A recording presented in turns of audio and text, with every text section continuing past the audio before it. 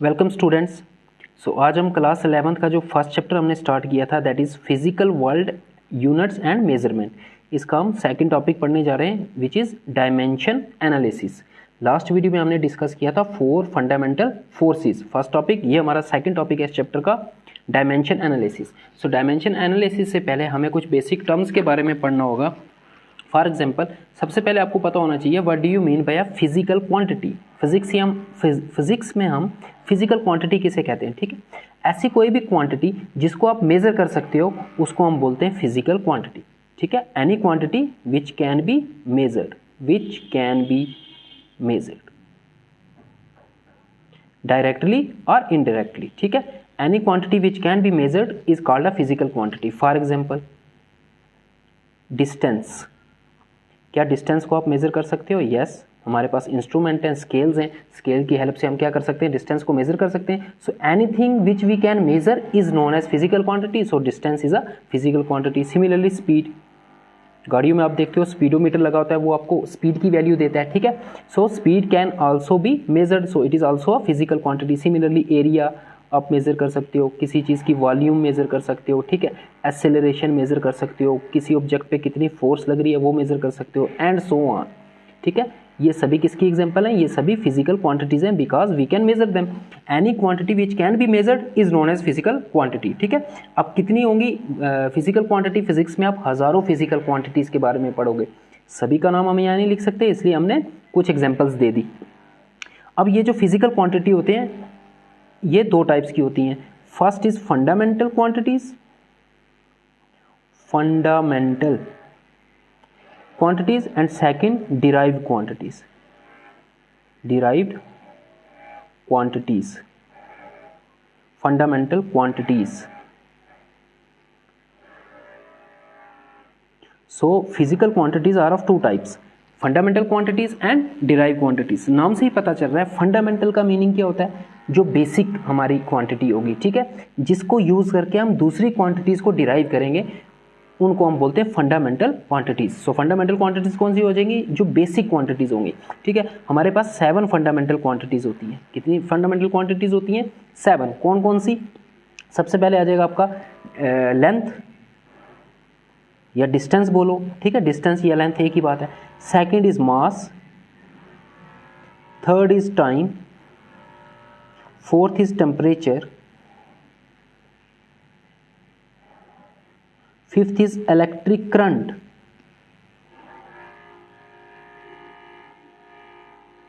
Sixth is amount of substance,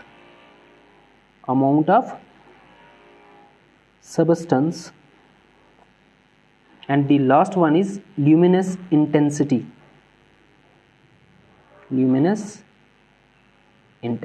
सो आपके पास कितनी fundamental quantities होती हैं? ओनली 7। और वो 7 कौन सी हैं? Length, mass, time, temperature, electric current, amount of substance and luminous intensity. इनको फंडामेंटल इसलिए बोलते हैं क्योंकि ये बेसिक क्वांटिटीज हैं। आपको लेंथ को मेजर करने के लिए किसी और क्वांटिटी की जरूरत नहीं पड़ेगी, है ना। सिमिलरली मास को मेजर करने के लिए आपको किसी और क्वांटिटी की जरूरत नहीं पड़ेगी। So these are basic quantities, इनको आप डायरेक्टली मेजर कर सकते हो, that is why they are known as fundamental quantities. इनको हम डायरेक्टली मेजर कर सकते हैं। डायरेक्टली का क्या मीनिंग हुआ? अभी डिराइव्ड क्वांटिटीज पढ़ते हैं तो आपको पूरा क्लियर हो जाएगा। डिराइव क्वांटिटी वो क्वांटिटी हो जाएंगी जिनको हम डिराइव करेंगे, नाम से ही पता चल रहा है, डिराइव करेंगे by using fundamental quantities. For example speed, है ना, स्पीड जो है वो एक डिराइव क्वांटिटी होती है। वाई? बिकॉज स्पीड का फॉर्मूला आपने पढ़ा होगा, स्पीड इज इक्वल टू क्या होता है? Distance upon time. आपको अगर किसी व्हीकल की स्पीड फाइंड करनी है तो आपको पहले ये फाइंड करना होगा कि उसने कितना डिस्टेंस कवर किया और वो डिस्टेंस कितने टाइम में किया।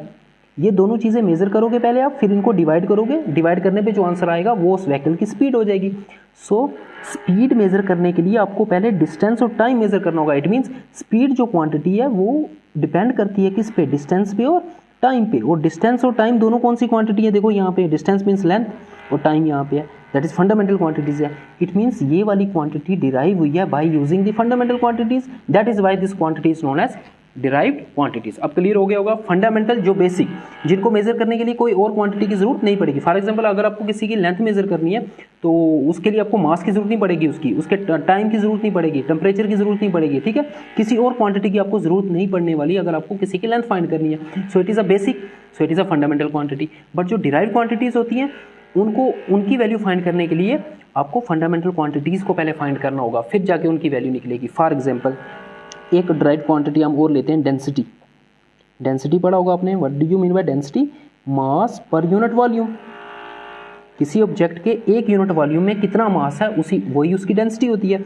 अब देखो डेंसिटी अगेन किस पे डिपेंड कर रही है? अगर किसी ऑब्जेक्ट की आपको डेंसिटी फाइंड करनी है तो पहले तो मास फाइंड करना होगा और उसकी वॉल्यूम फाइंड करनी होगी और दोनों को डिवाइड करना होगा।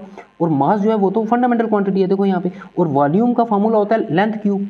इसको मैं लिख सकता हूँ मास इंटू, सपोज आपके पास एक क्यूब है, ठीक है, उसकी वॉल्यूम फाइंड करनी है तो उसका फॉर्मूला क्या हो जाएगा? Length cube. साइड क्यूब होता है ना क्यूब का फॉर्मूला। किसी भी अगर आपने वॉल्यूम फाइंड करनी है किसी भी ऑब्जेक्ट की तो उसमें डायमेंशन, लेंथ का जो डायमेंशन है वो 3 बार आएगा। फॉर एग्जांपल आपको क्यूबाइड की फाइंड करनी है तो length into breadth into height, 3 बार डिस्टेंस आ रहा है ना, distance into distance into distance है ना, सो डिस्टेंस का क्यूब। अब देखो डेंसिटी फाइंड करने के लिए आपको पहले मास फाइंड करना होगा और उसकी लेंथ फाइंड करनी होगी, उनको डिवाइड करना होगा। So this quantity also depends upon mass and length, that is it is depend upon fundamental quantities. So this quantity is also a derived quantity, ठीक है। स्पीड भी डिराइव्ड क्वांटिटी है, density भी डिराइव्ड क्वांटिटी है।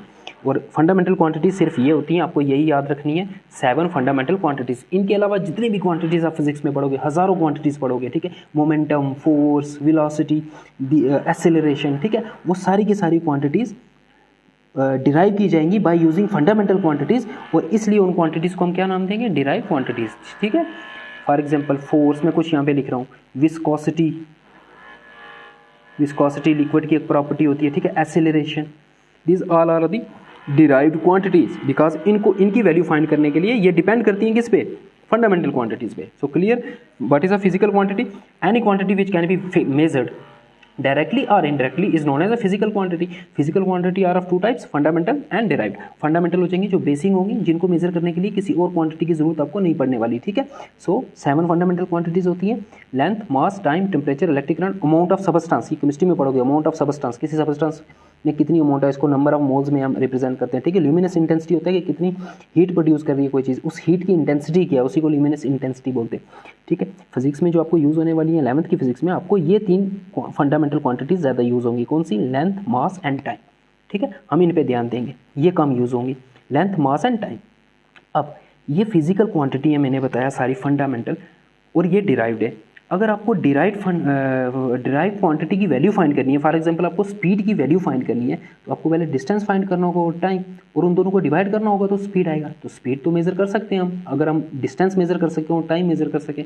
इसका मतलब अगर आप फंडामेंटल क्वांटिटी को मेजर कर सकते हो, फिर उनको मेजर करके उनकी वैल्यू यहाँ पे पुट करके आप डिराइव क्वांटिटी की वैल्यू भी मेजर कर सकते हो। अब बात आएगी कि फंडामेंटल क्वांटिटी कैसे मेजर करेंगे, है ना। फॉर एग्जाम्पल आपको कोई लेंथ फाइंड करनी है, ये डिस्टेंस आपको फाइंड करना है, कैसे मेजर करोगे? अभी तो आपके पास स्केल है ना, सपोज आपके पास कोई स्केल नहीं है, आपके पास कोई मेथड नहीं है इस लेंथ को मेजर करने का, आपको खुद करना है इसको मेजर, तो कैसे मेजर करोगे, ठीक है। सो मेजर करने के लिए हम क्या करते हैं? कंपेयर करते हैं। इस लेंथ को मैं किसी स्टैंडर्ड लेंथ के साथ कंपेयर करूँगा, ठीक है, किसी स्टैंडर्ड लेंथ। फॉर एग्जाम्पल जैसे आपने लेंथ की यूनिट पढ़ी होगी कि डिस्टेंस की यूनिट होती है मीटर, पढ़ा है ना कि डिस्टेंस की यूनिट होती है मीटर। बट ये मीटर होता क्या है? क्या होता है ये मीटर? ये मीटर भी एक डिस्टेंस ही है। हमने एक डिस्टेंस फिक्स कर लिया कि इतने डिस्टेंस को, सपोज मैंने एक डिस्टेंस इतना फिक्स कर लिया और मैंने बोला इसको ये 1 मीटर है, और इसी के हिसाब से मैं दूसरे डिस्टेंसेस को मेजर करूँगा। तो मैंने क्या किया, एक स्केल बना दिया बड़ा सा 10 मीटर का, उसमें इसकी 10 टाइम्स लेंथ रखनी है तो वो 10 मीटर का हो जाएगा, और वहाँ पे मार्क लगा दिए, यहाँ 1 मीटर है, यहाँ 2 मीटर है, यहाँ 3 मीटर है। फिर उसको यूज़ करके मैंने दूसरी चीज़ों को मेज़र किया। सो मेज़रमेंट फिजिक्स में जो भी होती है ना, वो रिलेटिव मेज़रमेंट होती है, कंपैरिजन करते हैं हम। अगर मुझे लेंथ मेज़र करनी है तो मुझे इस लेंथ को मेज़र करने के लिए इसको किसी और लेंथ के साथ कंपेयर करना पड़ेगा। फॉर एग्जाम्पल मैं आपको बोलूँ, ये पेन की लेंथ कितनी ज़्यादा है, इस क्वेश्चन का तो आंसर आप दे नहीं पाओगे, क्योंकि मैं पूछ रहा हूँ कितनी ज़्यादा है, बट ये नहीं पूछ रहा कि किससे, एज कम्पेयर टू व्हाट। अगर मैं आपको पूछूं कि इस पेन की हाइट कितनी ज़्यादा है या कम है इस पेपर की हाइट से, तो आप बोलोगे कम है। अब मैंने कंपैरिजन किया। सो लेंथ जब भी मेजर करते हैं ना, कंपैरिजन करते हैं हम। ये मीटर क्या है? मीटर भी एक लेंथ ही होगी, ठीक है। एक लेंथ को हमने फिक्स कर लिया और बोला ये जो लेंथ है ये 1 मीटर है, ठीक है। फिर उसी के कंपैरिजन में हमने स्केल्स बनाए बड़े बड़े और उनसे दूसरी लेंथ को मेजर किया। समझ गए बात? और ये जो स्टैंडर्ड हमने यूनिट बनाई ना, ये वाली, ये जो स्टैंडर्ड क्वांटिटी हमने बनाई, इसी क्वांटिटी की, ये भी एक लेंथ ही है, ठीक है, याद रखना। मीटर भी एक लेंथ ही है, बट एक स्टैंडर्ड लेंथ है, ठीक है। इसको हमने बोला यूनिट। इसको क्या बोला हमने? यूनिट।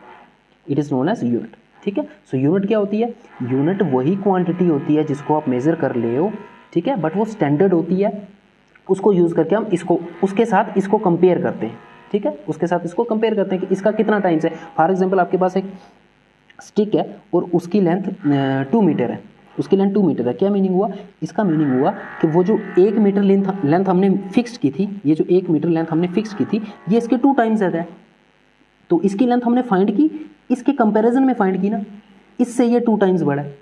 सिमिलरली किसी की लेंथ 2.5 मीटर आ रही है, इसका क्या मीनिंग होगा, इसका मीनिंग होगा कि जो हमने ये 1 मीटर फिक्स किया है, इसके ये 2.5 टाइम्स ज़्यादा है इससे, ठीक है। सो हम कंपेयर कर रहे हैं इसी लेंथ के साथ। सो जब भी कोई फंडामेंटल क्वांटिटी की हम मैग्नीट्यूड फाइंड करते हैं, उसको मेजर करते हैं फिजिक्स में, तो एब्सोल्यूट वैल्यू फाइंड नहीं कर सकते, ठीक है। हम क्या करते हैं, उसको कंपेयर करते हैं उसी तरह की दूसरी क्वांटिटी के साथ, उसको बोलते हैं स्टैंडर्ड यूनिट। उसको क्या बोलेंगे, यूनिट बोलेंगे।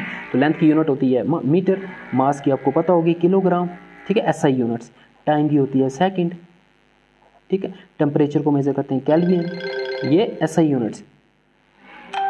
इलेक्ट्रिक करंट की आपकी यूनिट होती है एम्पेयर, अमाउंट ऑफ सब्सटेंस की होती है मोल, और ल्यूमिनस इंटेंसिटी की होती है कैंडेला, ठीक है। आपको यहाँ पे ये फर्स्ट 3 यूज़ होंगी, कौन सी, length, mass and time. Length की यूनिट मीटर, एसआई यूनिट, ठीक है। इन यूनिट्स के भी अलग अलग सिस्टम होते हैं, ठीक है। मास की यूनिट होती है केजी और टाइम की सेकंड।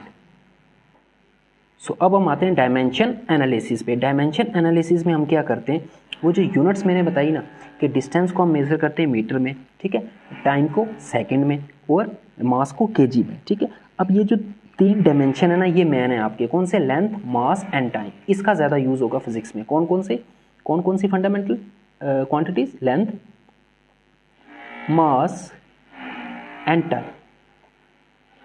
सो डायमेंशन एनालिसिस में हम क्या करते हैं, इनको रिप्रेजेंट करते हैं। लेंथ को हम रिप्रेजेंट करेंगे कैपिटल एल से, मास को रिप्रेजेंट करेंगे कैपिटल एम से, और टाइम को रिप्रेजेंट करेंगे कैपिटल टी से, ठीक है।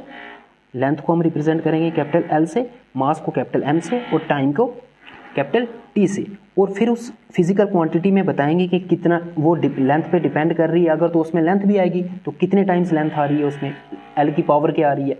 सिमिलरली उसमें मास कितना आ रहा है, टाइम कितना आ रहा है, और वही उसके डायमेंशन हो जाएंगे। क्या मीनिंग हुआ, अभी आपको समझ में नहीं आया, अभी देखो, अभी समझ में आ जाएगा। हम एक डिराइव्ड क्वांटिटी लेते हैं स्पीड। स्पीड का फॉर्मूला क्या होता है, distance upon time, distance upon time, यही होता है। तो इसमें कौन कौन सा देखो डायमेंशन आ रहा है, इसमें कौन कौन सी फिजिकल क्वांटिटी आ रही है। तो डिस्टेंस मीन्स लेंथ, तो इसमें लेंथ आ रहा है, और क्या आ रहा है, डिवाइडेड बाय टाइम, और टाइम आ रहा है। यही तो इसके डायमेंशन है, यही तो इसके डायमेंशन है, ठीक है। सो इसके डायमेंशन अगर मुझे लिखने हैं तो इसके डायमेंशन आपके हो जाएंगे, देखो ऊपर लेंथ है तो एल की पावर, देखो यहाँ 1 है तो पावर 1 ही आएगा, और डिनोमिनेटर में टाइम है, सो टाइम की पावर 1 हो जाएगा। टी रेस्ट पावर 1 ऊपर आएगा तो -1 हो जाएगा, सो L1 T -1 सो ये डायमेंशन आ गए आपके किसके, स्पीड के। यही डायमेंशंस होते हैं। डायमेंशंस क्या होते हैं कि उस क्वांटिटी में कौन कौन सी फंडामेंटल क्वांटिटी यूज़ हो रही है और कितने टाइम्स आ रही हैं उसके फॉर्मूले में, उन्हीं को हम LMT से डिनोट करके ऐसे लिखते हैं, और इसी को बोलते हैं डायमेंशन। फॉर एग्जांपल आपको डेंसिटी के डायमेंशन फाइंड करने हैं, किसके, डेंसिटी के। अभी पढ़ा ना, डेंसिटी एक डिराइव क्वांटिटी है। डेंसिटी का फॉर्मूला क्या होता है, मास पर यूनिट वॉल्यूम, और वॉल्यूम हमें पता है, वॉल्यूम होता है साइड का क्यूब। 3 बार कोई डायमेंशन आएगा इसमें लेंथ का, ठीक है, लेंथ क्यूब लिख सकता हूँ मैं। किसी भी ऑब्जेक्ट की वॉल्यूम निकालो, उसमें लेंथ का जो डायमेंशन है वो 3 बार आएगा। फॉर एग्जांपल सिलेंडर की वॉल्यूम का क्या फॉर्मूला होता है, पाई आर स्क्वायर एच। देखो आर 2 बार आ रहा है, आर स्क्वायर और 1 बार एच, 3 आए ना डायमेंशन। इसकी जो यूनिट होती है वॉल्यूम की यूनिट क्या होती है, मीटर क्यूब। मीटर क्यूब क्यों होती है, क्योंकि इसमें 3 डायमेंशन आ रहे हैं डिस्टेंस वाले हर एक। सिमिलरली क्यूबाइड का formula length into breadth into height, देखो 3 डिस्टेंस आ रहे हैं, ये भी मीटर में होगा, ये भी मीटर में, ये भी मीटर में। Metre into metre into metre क्या हो जाएगा, इसकी यूनिट हो जाएगी मीटर क्यूब, ठीक है। एक डिस्टेंस की यूनिट मीटर, तो यहाँ 3 डिस्टेंस मल्टीप्लाई हो रहे हैं तो यूनिट भी मल्टीप्लाई हो जाती है, मीटर क्यूब। वॉल्यूम की यूनिट मीटर क्यूब, ओके। सो देखो इसके डायमेंशन आप मुझे फाइंड कर रहे हैं, देखो इसके फॉर्मूले में ऊपर मास आ रहा है तो m आ जाएगा, मास को हम m से डिनोट करते हैं। नीचे लेंथ का क्यूब आ रहा है और लेंथ को कैपिटल L से डिनोट करना है, सो L क्यूब।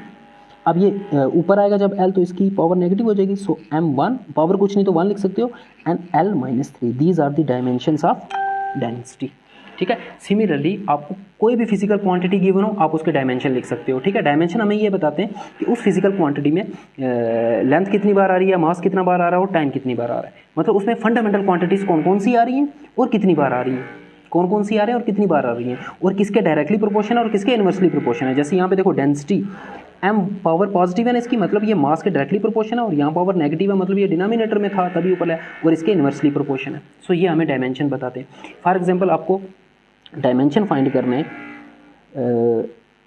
फोर्स के या एक्सेलरेशन के। सो आपको किसी भी फिजिकल क्वांटिटी के अगर डायमेंशन फाइंड करने, आपको उसका या तो फार्मूला आना चाहिए, और फार्मूले से आप यूनिट डिराइव कर सकते हो, यूनिट से डायमेंशन, ठीक है। फार्मूले से पहले आपको उसका फार्मूला कोई ना कोई आना चाहिए, फार्मूले से आप डिराइव कर सकते हो उसकी यूनिट जिसमें उसको मेजर करते हैं, और यूनिट से डिराइव कर सकते हो उसका डायमेंशन फार्मूला, ठीक है। सो पहले हम फार्मूला देख लेते हैं एक्सेलरेशन का। एक्सेलरेशन का कोई फार्मूला अगर आपको पता है तो बता दो। एक्सेलरेशन का कोई फार्मूला, एक्सेलरेशन एक फार्मूला होता है सेंट्रीपिटल एक्सेलरेशन, अभी वो पढ़ोगे v²/r। चलो उसको छोड़ो, एक्सेलरेशन की यूनिट तो पता है ना, मीटर पर सेकंड स्क्वायर। एक्सेलरेशन की यूनिट क्या होती है? मीटर पर सेकंड स्क्वायर, मतलब meter means distance, second means time. So इसके डायमेंशन क्या हो जाएंगे? Meter means distance, so distance को हमने डायमेंशन में एल से डिनोट किया। सो एल, इसके ऊपर पावर कुछ नहीं, दैट इज 1, और डिवाइडेड बाय में है एस का स्क्वायर, सेकंड का स्क्वायर, दैट इज टाइम का square. So time raise to power 2। सो इसके डायमेंशन हो जाएंगे L1 t-2। ये डायमेंशन हो जाएंगे एक्सेलरेशन के, ठीक है। अगर आपको किसी भी फिजिकल क्वांटिटी का या तो फार्मूला पता है या उसकी यूनिट पता है, वहाँ से उसका डायमेंशन लिख सकते हो इस तरह से, ठीक है। यहाँ पे मास नहीं आ रहा, इसका मतलब एक्सेलरेशन जो है मास पे डिपेंड नहीं करती, लेंथ पे डिपेंड करती है और टाइम पे डिपेंड करती है, ठीक है। आप इस डायमेंशन को ऐसे भी लिख सकते हो, मास नहीं है तो मास की जगह m⁻0 लिख सकता हूँ, क्योंकि एनीथिंग (0) 1 होता है, तो ये तो 1 ही हो जाएगा, ठीक है। ऐसे भी लिखते हैं और ऐसे भी लिख सकते हैं। Next, let us find the dimension of force. Dimension of force के, आप फोर्स के आपको डायमेंशन फाइंड करने। क्या फोर्स का आपको कोई फार्मूला पता है? Yes, second law of motion में आपने पढ़ा था, फोर्स इज इक्वल टू होता है मास इनटू एक्सेलरेशन, ठीक है। फार्मूला मिल गया हमें, फार्मूले से पहले यूनिट डिराइव करेंगे, फिर यूनिट से उसकी डायमेंशन फाइंड करेंगे, okay. So F is equal to M into A. F is equal to M में पहले हम इसका फार्मूला मिल गया, यहाँ से यूनिट डिराइव करेंगे इसकी और फिर dimension. So force is equal to होता है मास इंटू एक्सेलरेशन।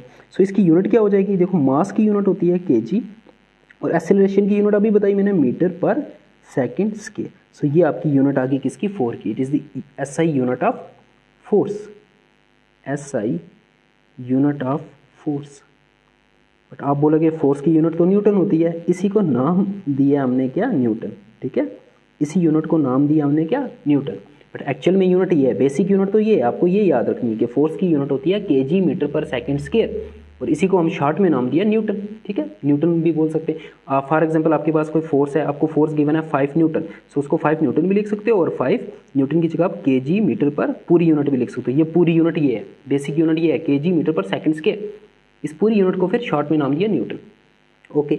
अब यूनिट मिल गई तो यहाँ से आप डायमेंशन भी फाइंड कर सकते हो। देखो, kg मीन्स मास, kg क्या होता है? मास। सो मास आ रहा है, कितनी बार आ रहा है? इसकी पावर 1 है, एक बार आ रहा है, सो m1, ठीक है। ये क्या है? Metre. Metre means distance, distance को हम डायमेंशन में कैपिटल L से डिनोट करते हैं। कंफ्यूज नहीं होना, ये m फॉर मास नहीं समझ लेना, ये मीटर है, स्मॉल m है, ठीक है। मीटर, kg मीटर पर सेकंड स्क्वायर, ठीक है। So metre means distance, distance को डायमेंशन में कैपिटल L से, और मीटर की पावर कुछ नहीं है तो 1 होगी, सो L1। और डिनोमिनेटर में पर सेकंड स्क्वायर है ना, सो डिनोमिनेटर में आएगा आपका, ठीक है, सेकंड स्क्वायर मीन्स टाइम का स्क्वायर। अब टी स्क्वायर जब ऊपर आएगा तो इसकी पावर नेगेटिव हो जाएगी, so m1 L1 t-2। These are the dimension of force, dimension of force m1 L1 t-2। Next, अब आपको सपोज फाइंड करना है डायमेंशन ऑफ वर्क, ठीक है। वर्क अपने 9th क्लास में पढ़ा है। What do you mean by work? Work का क्या फॉर्मूला होता है? Force into distance, force into distance, this is known as work, है ना। वर्क कब होता है? जब किसी ऑब्जेक्ट पे आप फोर्स लगाओ और वो डिस्टेंस मूव करे उसी डायरेक्शन में जिस डायरेक्शन में फोर्स लगा रहे हो, तो उन दोनों को मल्टीप्लाई करके जो भी आएगा वही हमारा वर्क होगा। सो फोर्स के डायमेंशन आपने अभी फाइंड कर लिए, या तो ये डायरेक्ट पुट कर लो यहाँ पे, या फोर्स की यहाँ पे यूनिट लिखो, फिर तो वो लंबा हो जाएगा। देखो, फोर्स के डायमेंशन तो मैंने फाइंड कर लिए ना, सो यहाँ पे फोर्स के डायमेंशन पुट कर दो, m1 L1। चलो लिख लेते हैं, पहले यूनिट डिराइव करेंगे, किसकी? वर्क की पहले यूनिट डिराइव करेंगे। सो फोर्स की यूनिट हमने अभी डिराइव की थी, क्या आई थी? kg मीटर पर सेकंड स्क्वायर इनटू डिस्टेंस की यूनिट मीटर होती है, so meter into metre, metre square हो जाएगा, सो kg मीटर स्क्वायर पर सेकंड स्क्वायर। ये आपकी SI यूनिट आ गई किसकी? वर्क। अब आप बोलोगे वर्क की यूनिट तो जूल होती है, वो नाम दिया, इसी को नाम दिया फिर जूल, ठीक है। एक्चुअल में यूनिट ये है, आपको मेमोराइज ये होनी चाहिए कि वर्क की यूनिट kg मीटर स्क्वायर पर सेकंड स्क्वायर, या इसको डिराइव करना आना चाहिए आपको, इस जैसे मैंने किया, ठीक है, मुझे ये मेमोराइज नहीं थी, लेकिन मुझे फार्मूला तो पता था ना वर्क का, फोर्स इंटू डिस्टेंस। फिर फोर्स की यूनिट कहाँ से निकाली, फोर्स का फार्मूला पता था, मास इंटू एक्सेलरेशन। एक्सेलरेशन की यूनिट मुझे याद थी मीटर पर सेकंड स्क्वायर, और मास की केजी होती है, वहाँ से फोर्स की मिल गई। फोर्स की यहाँ पे पुट करने पे उसको मीटर, 1 मीटर और आ जाएगा। सो केजी मीटर स्क्वायर पर सेकंड स्क्वायर वर्क की ऐसा यूनिट होती है, और इसी को हम जोल भी बोलते हैं। ठीक है, सो सपोज आपने वर्क किया 5 जोल का, तो उसको 5 जोल भी लिख सकते हो आप, या फिर 5 जोल की जगह ये पूरी यूनिट भी लिख सकते हो, केजी मीटर स्क्वायर पर सेकंड स्क्वायर। दोनों ये यूनिट है किसकी, वर्क की, दोनों अलग अलग यूनिट नहीं है, इसी यूनिट को शॉर्ट में हम जोल लिखते हैं। ठीक है, अब इसके डायमेंशन लिखने हैं, लिख दो केजी, केजी मीन्स मास, तो m1, metre square, metre is distance, distance का स्क्वायर मीन्स l स्क्वायर हो जाएगा, और डिनोमिनेटर में आएगा टाइम का स्क्वायर, जब ऊपर आएगा तो t⁻⁻² हो जाएगा, जो डिनोमिनेटर में होगा उसकी पावर नेगेटिव लिख देना डायरेक्ट। ठीक है, सो वर्क के आपके पास डायमेंशन आ गए m1 l2 t-2। अब किसी भी फिजिकल क्वांटिटी के आप डायमेंशन आपको फाइंड करने आने चाहिए, बस आपको उसका फॉर्मूला पता होना चाहिए। ठीक है, एक और कर लेते हैं एनर्जी का। सो सपोज आपको एनर्जी के डायमेंशन फाइंड करने हैं। ठीक है, सो आपको एनर्जी का कोई फार्मूला पहले पता होना चाहिए। एनर्जी के 2 फार्मूले अपने 9th क्लास में पढ़े थे। काइनेटिक एनर्जी का फार्मूला पढ़ा था ना, क्या होता है 1/2 mv², 1/2 mv² पढ़ा था ना काइनेटिक एनर्जी का फार्मूला। पहले हम इसकी यूनिट डिराइव करते हैं, ठीक है, फिर डायमेंशन लिखेंगे। यूनिट 1/2 तो कांस्टेंट है, कांस्टेंट की कोई यूनिट नहीं होती। सो मास की यूनिट आ गई केजी, और ये वेलोसिटी का स्केयर है। वेलोसिटी की यूनिट क्या होती है, मीटर पर सेकंड। स्पीड की भी यही होती है, वेलोसिटी की भी यही होती है। वेलोसिटी बस वेक्टर क्वांटिटी है, स्पीड स्केलर क्वांटिटी है, वो भी हम पढ़ेंगे। ठीक है, सो मीटर पर सेकंड होती है वेलोसिटी की यूनिट, मीटर पर सेकंड, बट यहाँ पे वेलोसिटी पे स्केयर भी है, सो मीटर पर सेकंड पे होल स्केयर भी आएगा। सो जब ब्रैकेट ओपन करोगे केजी मीटर पे भी स्केयर आएगा, पर सेकंड पे भी स्केयर आएगा। So this is the unit for energy. आप देखोगे कि एनर्जी की वही यूनिट आई जो वर्क की आई, एनर्जी की वही यूनिट आई थी जो वर्क की आई थी, केजी मीटर स्क्वायर पर सेकंड स्क्वायर। सो वर्क और एनर्जी की यूनिट सेम होती है, ये दोनों क्वांटिटी सेम है, बस इनका मीनिंग थोड़ा सा डिफरेंट है। ठीक है, एनर्जी खर्च करते हैं तो वर्क होता है, जितनी एनर्जी खर्च करोगे उतना ही वर्क होगा। फॉर एग्जांपल आपने 10 यूनिट एनर्जी खर्च की, तो वर्क भी कितना होगा, 10 यूनिट ही होगा। सो इन दोनों की यूनिट भी क्या होनी चाहिए, सेम होनी चाहिए, क्योंकि एक चीज़ से दूसरी चीज़ होती है, तो यूनिट इसलिए सेम होनी चाहिए ना, एनर्जी खर्च करने पे ही तो वर्क होता है। सो इसलिए इनकी यूनिट सेम है, और इसको भी नाम जूल।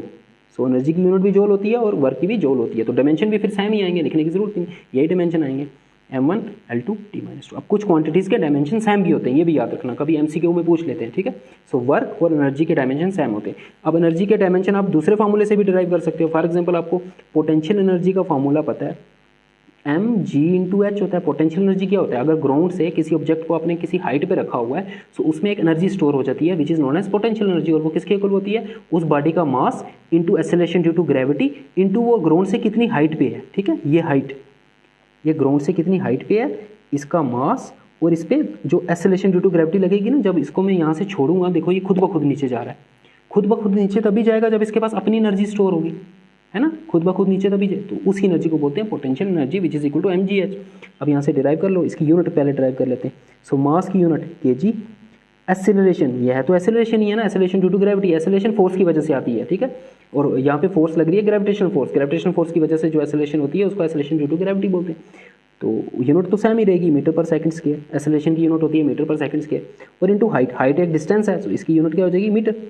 अब ये metre into metre, metre square हो जाएगा, सो केजी मीटर स्क्वायर पर सेकंड स्क्वायर, देख लो वही यूनिट आई, तो डायमेंशन भी वही आएंगे फिर। ठीक है, अब किसी भी फिजिकल क्वांटिटी के आपको डायमेंशन फाइंड करने हैं, आप किसी भी फॉर्मूले से फाइंड करो, वो सेम ही आने वाले हैं, क्योंकि सेम ही तो चीज़ है, ये भी एनर्जी है, ये भी एनर्जी है, सिर्फ डिफरेंट काइंड ऑफ एनर्जी है। वो काइनेटिक एनर्जी है या पोटेंशियल एनर्जी है, एनर्जी जिस तरह की मर्जी एनर्जी हो, एनर्जी के डायमेंशन हमेशा सेम रहेंगे। अब आप कोई भी फिजिकल क्वांटिटी के डायमेंशन फाइंड कर सकते हो, आपको उसका फार्मूला पता होना चाहिए। अब और भी आपको सभी हर एक फिजिकल क्वांटिटी के डायमेंशन आने चाहिए, लेकिन सारे हम यहाँ पे डिस्कस नहीं कर सकते, क्योंकि कुछ फिजिकल क्वांटिटी ऐसी हैं जो अभी आपको पढ़नी है 11th क्लास में, 12th क्लास में, सो उनके फार्मूले नहीं आपको पता। जब हम वो क्वांटिटीज़ 1 by 1 पढ़ेंगे, उनके साथ साथ उनके डायमेंशन भी फाइंड करेंगे। ठीक है, जब उनका फार्मूला हमें पता चल जाएगा। Okay, next is usage of dimension analysis which is very important. Okay, dimension analysis हमने सीख लिया कि कोई भी जो डिराइव क्वांटिटी होती है वो फंडामेंटल क्वांटिटी पर डिपेंड करती है, ये हमने देखा। अब कितनी फंडामेंटल क्वांटिटी पर डिपेंड करती है, कैसे डिपेंड कर रही है, डायरेक्टली प्रोपोर्शन है, इनवर्सली प्रोपोर्शन है, वो डायमेंशन देख के हम बता सकते हैं। ओके, अब डायमेंशन के यूजेज देखने हैं हमें। ठीक है, फर्स्ट यूज होता है डायमेंशन एनालिसिस का, checking the accuracy of a physical relation. अगर आपके पास एक फिजिक्स का फॉर्मूला है, उसको आपको चेक करना है कि ये एक्यूरेट है कि नहीं है, तो उसको आप चेक कर सकते हो बाय यूजिंग डायमेंशन एनालिसिस। ठीक है, कैसे, एक प्रिंसिपल होता है जिसको हम बोलते हैं principle principle of homogeneity, principle of homogeneity. ये प्रिंसिपल क्या कहता है कि आपके पास कोई भी फिजिकल इक्वेशन है, फिजिक्स की आपके पास कोई भी इक्वेशन है, कोई फार्मूला है, उसमें जितनी भी टर्म्स होंगी उन सभी टर्म्स के डायमेंशन सेम होने चाहिए, उन सभी टर्म्स के डायमेंशन सेम होंगे। दैट मीन्स अगर आपके पास कोई फिजिक्स का फार्मूला है, suppose x is equal to a plus B minus C upon D, suppose ऐसा कुछ फार्मूला है। अब यहाँ पे 4 टर्म्स हैं, लेफ्ट हैंड साइड में एक ही टर्म है x, राइट हैंड साइड में 3 टर्म्स हैं, एक ये है a, एक ये है b, एक ये है c अपॉन डी। अब ये प्रिंसिपल ऑफ होमोजेनिटी ये कहता है, देखो बीच में इक्वल टू का साइन है ना, दो फिजिकल क्वांटिटी इक्वल तभी होंगे जब उनके डायमेंशन भी सेम होंगे, है ना। सो इन सब के डायमेंशन सेम होंगे, जो डायमेंशन x के होंगे वही डायमेंशन a के भी होंगे, वही डायमेंशन b के भी होंगे और वही डायमेंशन c अपॉन d के भी होंगे। ये कहता है हमारा प्रिंसिपल ऑफ होमोजेनिटी। इसको यूज़ करके हम क्या करेंगे, किसी भी फिजिकल रिलेशन की आप एक्यूरेसी चेक कर सकते हो कि वो एक्यूरेट है कि नहीं है। हम उसके डायमेंशन चेक करेंगे हर एक टर्म्स के, अगर सभी टर्म्स के डायमेंशन सेम हुए तो वो जो रिलेशन होगा वो एक्यूरेट होगा। फॉर एग्जाम्पल हम एक फिजिक्स का कोई फार्मूला ले लेते हैं, फर्स्ट इक्वेशन ऑफ मोशन ले लेते हैं जो अपनी 9th क्लास में भी पढ़ी है और यहाँ भी पढ़नी है आपको, v is equal to U plus A T, first equation of motion यही थी। v इज final velocity of a object, u initial velocity होती है, a एक्सेलरेशन और t टाइम, है ना। v is equal to U plus A T. अब यहाँ पे कितने टर्म्स हैं, यहाँ पे 3 टर्म्स हैं, एक है v, एक है u, एक है ए टी, ये पूरी एक टर्म है, ठीक है। प्लस या माइनस आता तो नई टर्म आती है, मल्टीप्लिकेशन में ये दोनों मल्टीप्लाई हो रहे हैं मतलब एक ही टर्म है, ठीक है। यहाँ पे 3 टर्म्स हैं। अब ये रिलेशन एक्यूरेट तभी होगा क्योंकि प्रिंसिपल होमोजेनिटी ये कहता है कि हर एक टर्म का डायमेंशन सेम होने चाहिए।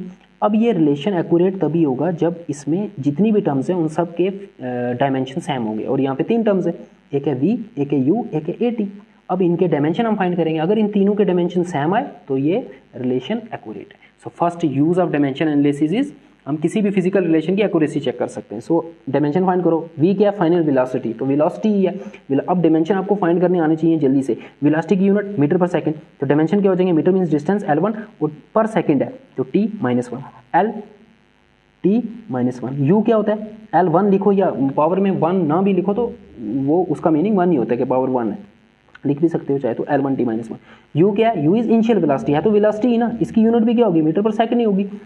सो इसके डायमेंशन भी वही आएंगे, L1 t -1 plus a into T, acceleration की यूनिट होती है मीटर पर सेकंड स्क्वायर, मीटर पर सेकंड स्क्वायर होती है एक्सेलरेशन की यूनिट, तो इसके डायमेंशन हो जाएंगे L1 t -2, L1 t -2, ये डायमेंशन आ गया एक्सेलरेशन के, बट इसके साथ टाइम भी मल्टीप्लाई हो रहा है तो टाइम के डायमेंशन क्या होंगे, t1, टाइम के डायमेंशन क्या होगा, t1।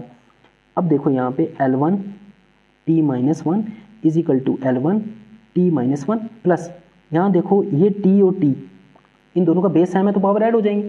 अगर बेसिस सेम हो दो एक्सपोनेंट के और वो मल्टीप्लाई हो रहे हैं तो पावर ऐड हो जाती है। So L1 t raise to power, इसकी पावर -2 इसमें ऐड हो जाएगी, इसकी पावर क्या है 1, which implies that L1 t -1 is equal to L1 t -1 plus L1 -2 plus 1 -1 बचेगा, सो t -1। अब देख लो तीनों टर्म के डायमेंशन सेम आ रहे हैं, L1 t -1, L1 t -1, L1 t -1, it means the given relation is dimensionally correct, वो accurate है, ठीक है।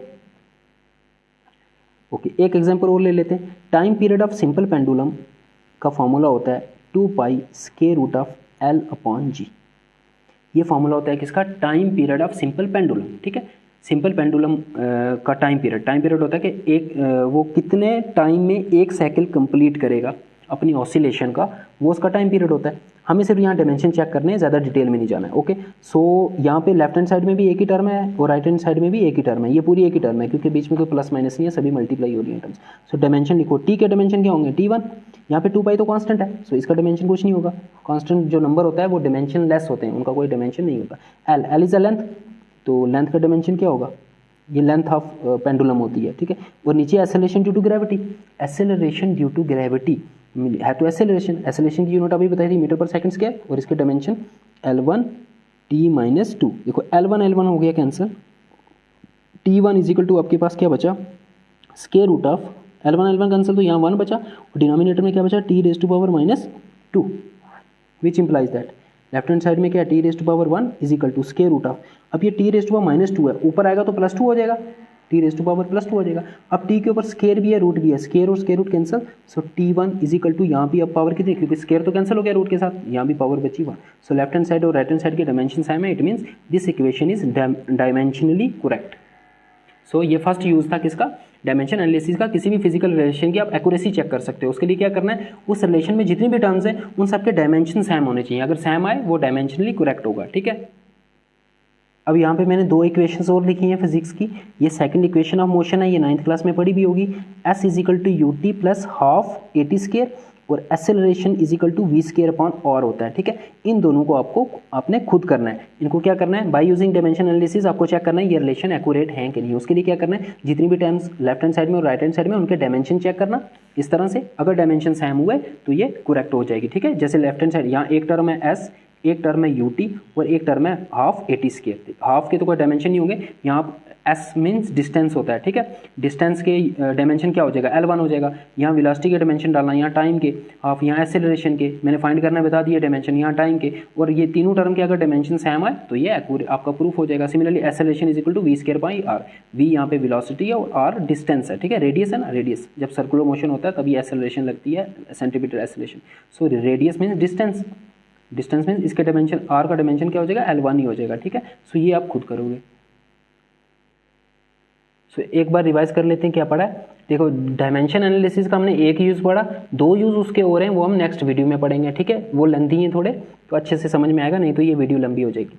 पहले हमने पढ़ा कि फिजिकल क्वांटिटी क्या होता है, कोई भी ऐसी क्वांटिटी जिसको हम मेजर कर सकते हैं फिजिक्स में डायरेक्टली और इनडायरेक्टली, उसको हम बोलते हैं फिजिकल क्वांटिटी। फॉर एग्जांपल अब फिजिकल क्वांटिटी हज़ारों हैं फिजिक्स में, ठीक है। कुछ आपने पढ़ी भी हैं जैसे distance, speed, area, volume, acceleration, force, momentum, ये सारी चीज़ों को हम मेजर कर सकते हैं ना, इसलिए these are known as physical quantity.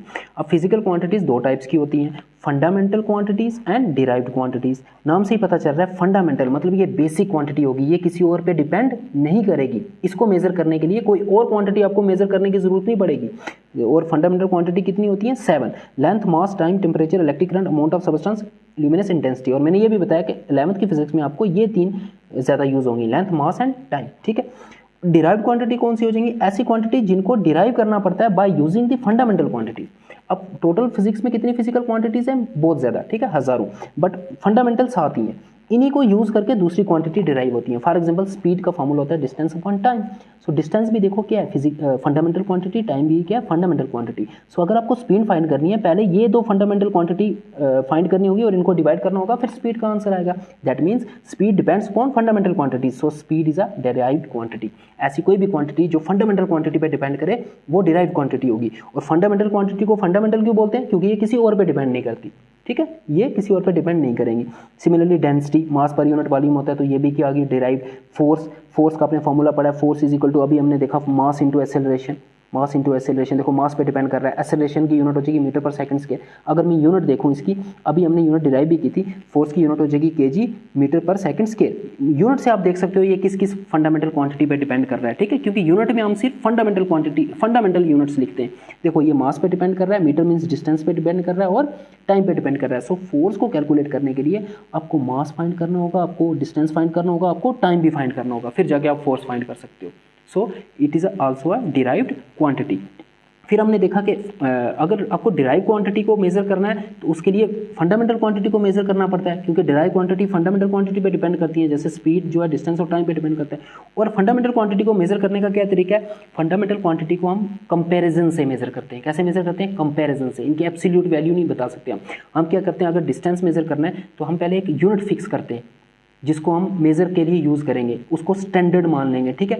जैसे 1 मीटर क्या है, 1 मीटर भी एक डिस्टेंस ही है, वो भी एक लेंथ ही है, ठीक है। उस एक लेंथ हमने फिक्स कर ली, उसको 1 मीटर बोला और उसके रिस्पेक्ट में इनको फिर मेज़र करते हैं। सिमिलरली मास को भी इसी तरह, हमने कुछ मास लिया और उसको फिक्स कर दिया कि ये 1 kg है, ये 1 kg है, फिर उसके कंपैरिजन में दूसरे बड़े मासेस को मेज़र किया, ठीक है।